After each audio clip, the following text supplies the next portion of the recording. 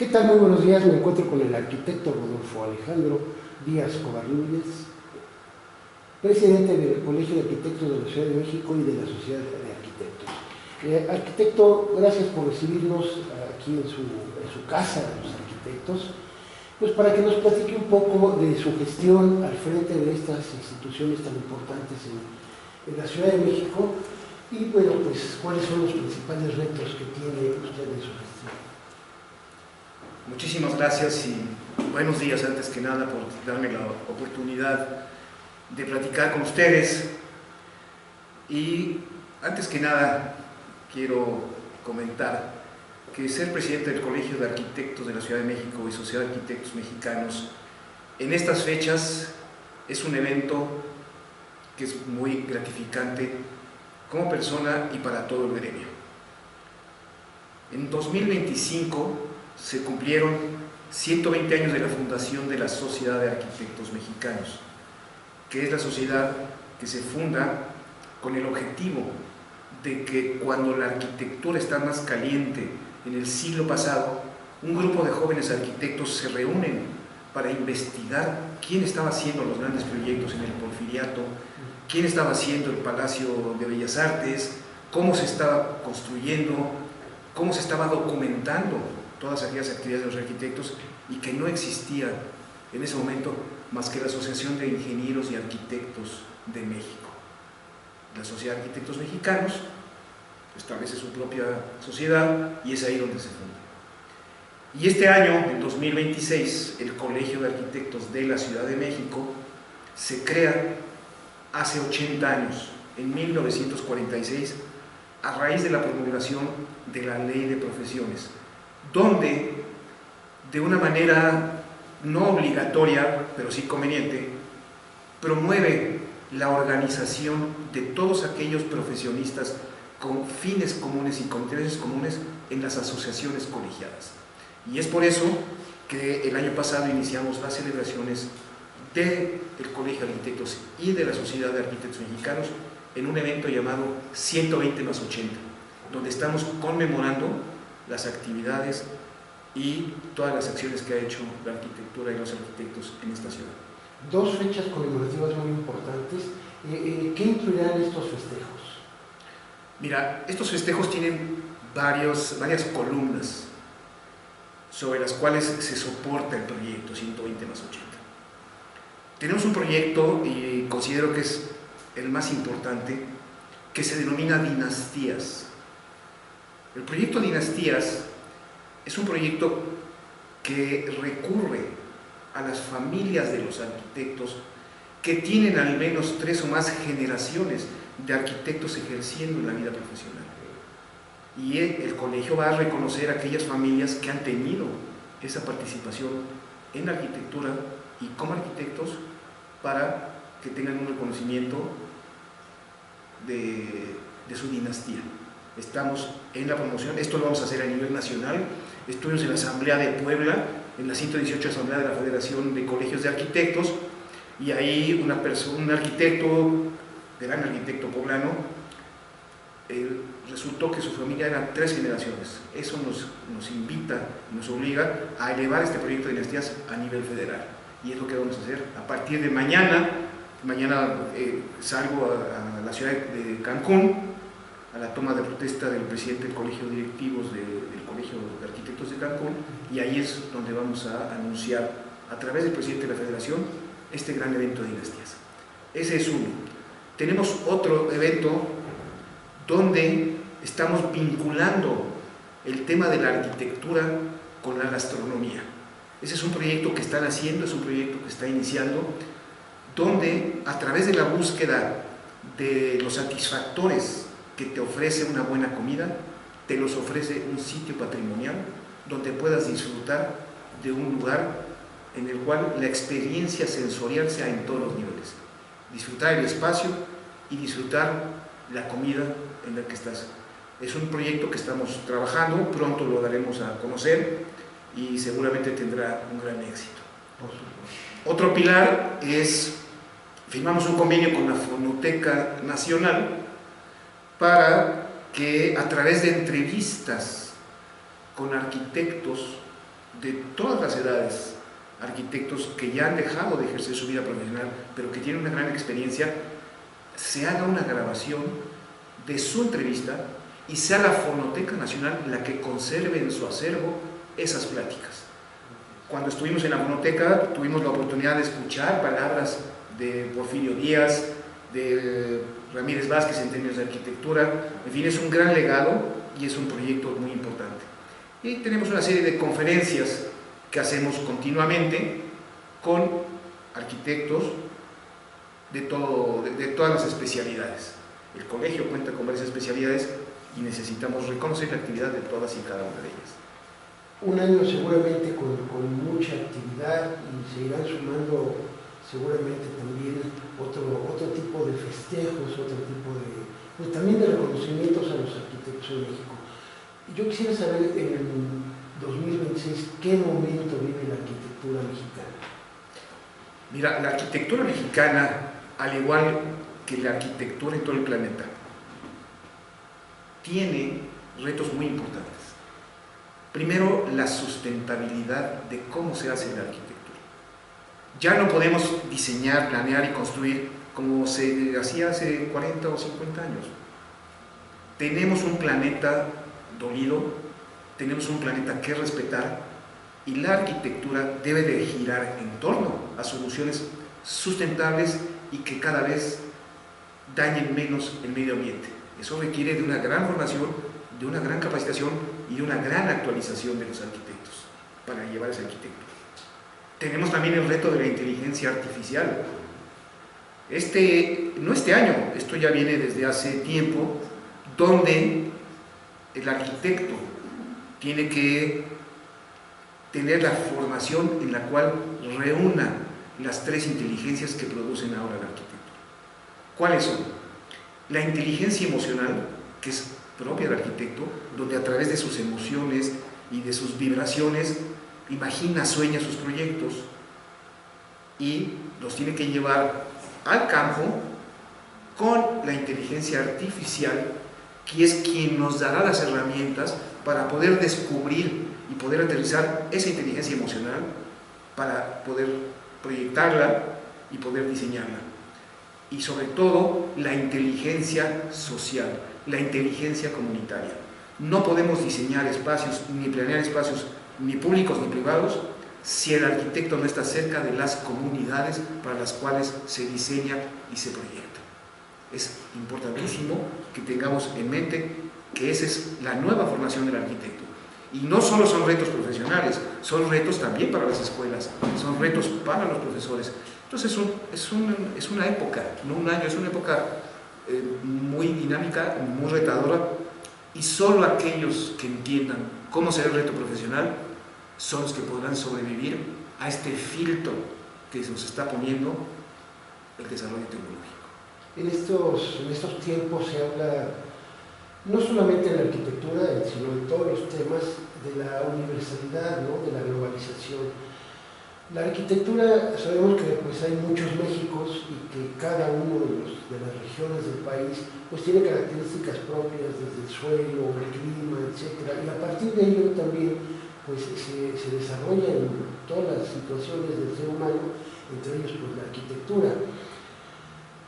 Con esta globalización no se tiende a universalizar el conocimiento, las prácticas para la construcción y ¿cuál es la respuesta de los arquitectos mexicanos en este sentido? Mira, la República Mexicana tiene una gran diversidad de climas, de zonas de riesgo. Tenemos el Pacífico, donde es una zona sísmica.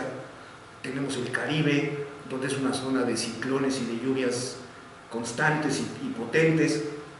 Y esa diversidad no es lo mismo los mexicanos del norte de la República a los mexicanos del sur de la República, es completamente distinto. El norte de la República son planicies, tenemos solo las dos cordilleras, la Sierra Madre Oriental y la Sierra Madre Occidental, y abajo en la zona de Oaxaca, Chiapas, Quintana Roo, tenemos el Nudo Mixteco, donde todo es un conjunto de montañas y de cerros. Son climas distintos, son maneras de vivir distintos. En el norte tenemos la frontera de 3.300 kilómetros con el país más poderoso del mundo, y abajo tenemos otro tipo de fronteras.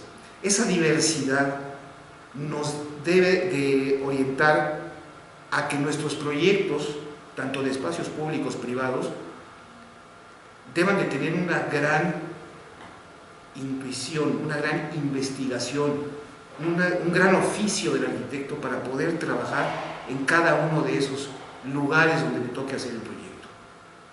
Aquí es donde la inteligencia artificial nos podrá ayudar a diseñar el espacio, pero definitivamente de la información que nos entregue es el filtro de la inteligencia emocional y la inteligencia comunitaria. Esa gran mezcla es lo que nos dará la riqueza de los espacios que estamos promoviendo. Hace unos momentos nos comentaba de la sustentabilidad de la arquitectura, que es una condición sine qua non para operar hoy día. En temas ambientales, ¿cuáles serían los retos más representativos que hay que enfrentar? Los temas ambientales son fundamentales. El consumo del agua, el uso eficiente del agua, el uso de los recursos naturales y de los recursos materiales. Tenemos que aprender a utilizar lo que nos da la naturaleza y lo que tenemos cerca de los entornos donde estamos haciendo los proyectos. No podemos traer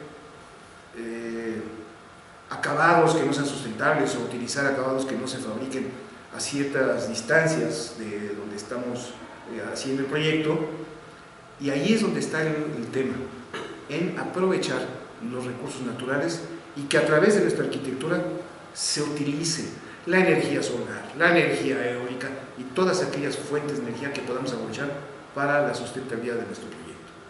Así es. ¿Hacia dónde se dirige entonces la arquitectura en México? La arquitectura en México se dirige a una arquitectura donde tiene que resolver los problemas de donde éstas se hagan. La Ciudad de México es una de las ciudades más grandes del mundo, es una ciudad dinámica, una ciudad que tiene la capital de la República, pero no hay espacios para vivir. Ya no hay espacios horizontales ni hacia dónde crezca la ciudad. El reto de la Ciudad de México es la verticalidad de sus proyectos. Tenemos que utilizar la consolidación que ya tiene la ciudad para que en los predios que tenemos reciclarlos, reutilizarlos y construir hacia arriba, con la misma intensidad de construcción, que es el número de metros cuadrados que puedes hacer, y con la misma densidad de construcción, que es el número de viviendas que puedes hacer en un predio. Con esos componentes tenemos que resolver los temas de las grandes ciudades. Y en las ciudades más pequeñas tenemos que respetar su contexto, su valor artístico, su valor patrimonial y sobre todo el valor cultural. Podemos hacer grandes proyectos, pero tenemos, a diferencia de las grandes ciudades, otro tipo de condiciones en las cuales podemos resolver los temas, siempre pensando en la sustentabilidad de los proyectos en ambos casos. En esta materia nos enfrentaríamos a la cuestión legal, ¿no? Hablamos en la Ciudad de México pues, del famoso cártel inmobiliario, de construcciones donde se viola el uso de suelo, donde se rebasa el número de pisos, los casos de Polanco, que muy famosos, donde edificios grandes, muy grandes se han construido para casas unifamiliares, en fin, todo este tipo de cosas. En cuestión de leyes, ¿qué habría que hacer en favor de la ciudad, pero también para ser una herramienta amable para los arquitectos? Las leyes están ahí. No existe cártel inmobiliario si no existiera cártel burocrático. Tienen que actuar los dos, si no, no puedes hacerlo. Es muy clara la reglamentación en términos de uso de suelo. Los certificados únicos de zonificación de uso de suelo establecen claramente el número de niveles, el número de viviendas y la superficie de área libre que debe de contener cada proyecto. A eso se deben de circunscribir los desarrolladores de vivienda. Existen instrumentos en la Ley de Desarrollo Urbano y en el reglamento de la ley que te permiten hacer transferencias de potencialidad y alguna serie de instrumentos que hay que conocer y hay que validar, pero siempre teniendo en cuenta de que todos esos instrumentos no pueden rebasar la capacidad de la propia ciudad en términos de vialidad, de sistemas de drenaje, sistemas de agua potable, de vigilancia, de recolección de basura. Entonces, si tenemos los reglamentos y los hacemos valer, no tendremos problemas. En este tema es muy importante considerar que, bueno, pues también los espacios públicos, ya sea en cuanto a recuperación o creación de espacios públicos para el desarrollo del ser humano, tanto en la ciudad como en otras metrópolis importantes del país, ¿qué recomendaría el Colegio de Arquitectos? Mira, el tema del espacio público que acabas de tocar, y me da mucho gusto que lo hayas hecho, es fundamental para la convivencia en una ciudad. Hace unas semanas o unos meses se inició una discusión muy fuerte de la gentrificación, que es un fenómeno que existe de toda la vida y ha existido en todas las ciudades del mundo. Esa gentrificación toma fuerza cuando los espacios públicos de las zonas más vulnerables no son atendidos. Los espacios públicos de tu zona, de tu colonia, donde están tus amigos, si te ofrecieran iluminación, seguridad, espacios para hacer deporte, si dentro de tu zona de influencia donde vives tuvieras centros de acopio, tuvieras centros de salud y centros de educación, la gente no se movería del lugar. Entonces es fundamental diseñar unos buenos espacios públicos para que la gente se enamore de sus espacios, se apropie de sus espacios y se reduzca la delincuencia, que ese es otro tema. Un espacio público bien iluminado y utilizado por la gente, la delincuencia es inhibida. Arquitecto, pues muchas gracias. ¿Algo más que usted quisiera agregar? Pues decirle a las personas que si tienen necesidad de utilizar algún arquitecto, lo utilicen. El utilizar arquitectos no es necesariamente más costoso, simplemente acérquense al Colegio de Arquitectos, pregunten las obligaciones que tiene un arquitecto cada vez que lo quieran contratar y cuánto valen los servicios de un arquitecto. El arquitecto es como el médico. Tú tienes necesidad o te duele algo, vas a ver al médico. Tú tienes necesidad de un proyecto, vas a ver a un arquitecto. El médico te revisa. El arquitecto ve tu predio y ve qué se puede hacer ahí. Luego necesitas que el médico te cure o que te haga sanar. Bueno, el arquitecto te hará tu edificio y te hará tu casa y de la manera en como tú la solicitaste. El arquitecto es el auxiliar técnico y el constructor de los sueños de las personas. El uso de un arquitecto es angustiante, eso me queda claro, porque la gente ahorra para poder hacer una casa. Y llega un arquitecto y se gasta los ahorros de toda tu vida, y a veces no acaba el arquitecto. Entonces el diálogo es muy importante entre el cliente y el arquitecto.